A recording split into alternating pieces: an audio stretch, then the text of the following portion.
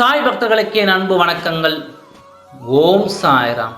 என் அன்பு குழந்தையே, எனது இந்த வாக்கை இப்பொழுது நீ கேட்டுக்கொண்டு இருந்தால் சர்வ நிச்சயமாக இது உனக்கானதே. நான் உன்னோடு தான் பேசிக்கொண்டு இருக்கிறேன். உனக்கான வாக்கினை தான் தரவும் இருக்கின்றேன். இறுதி வரை கீழ் சந்தோஷத்தை சுமப்பாய். ஆம் குழந்தையே, இப்பொழுது நீ இதை கேட்க நேர்ந்தால் வரும் ஞாயிறுக்குள் உன் இல்லமும் உள்ளமும் நிகழும்படியான ஒரு நல்ல செய்தியை தருவேன்.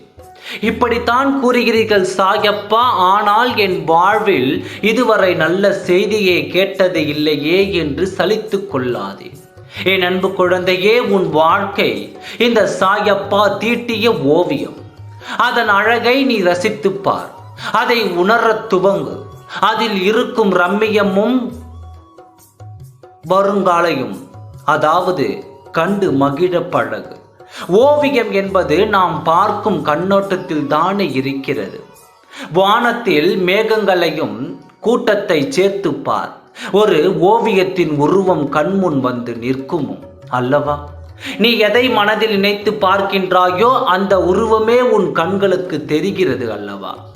எதையும் நான் எடுக்கும் நினைப்பில்தான் உள்ளது. என் குழந்தையின் வாழ்வு அழியாத அழகிய ஓவியமாக இருக்க வேண்டும் என்ற ஆசை எனக்கு மட்டும் இருக்காதா என்ன? உன் வாழ்வில் நான் தான் ஓவியன். என் குழந்தையான நீதான் நான் வரையும் ஓவியம். எந்த தவறுகளும் பிழைகளும் இல்லாமல் ஓவியம் வரைய கற்று அறிந்த கைத்தெறிந்த ஓவியத்தான் உன் சாயப்பா. என்னை நம்பி நீ தாராளமாக உன் வாழ்க்கையை ஒப்படைக்கலாம். வண்ணங்கள் நிறைந்த அழகிய ஓவியமாய் நான் உருவாக்கி தருவேன்.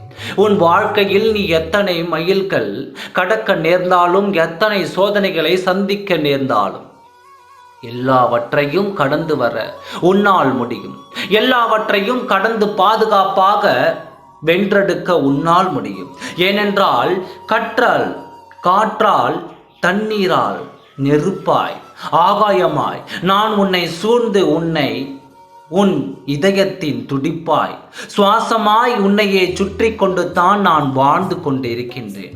பஞ்சபூதங்களாக உன் சாயப்பா நான் இருக்க உன்னை மேலும் துன்பங்களை தீண்ட விடுவேனா? கலங்காமல் இரு. நீ சந்தோஷமாக இருப்பாய். நான் சொன்னபடியே உனக்கு ஒரு நற்செய்தி வரும். ஞாயிறு அன்று உன் வாயிற்கதவை தட்டும். கவலைப்படாதே, நல்லதே நடக்கும். ஓம் சாய்ராம். நன்றி, வணக்கம்.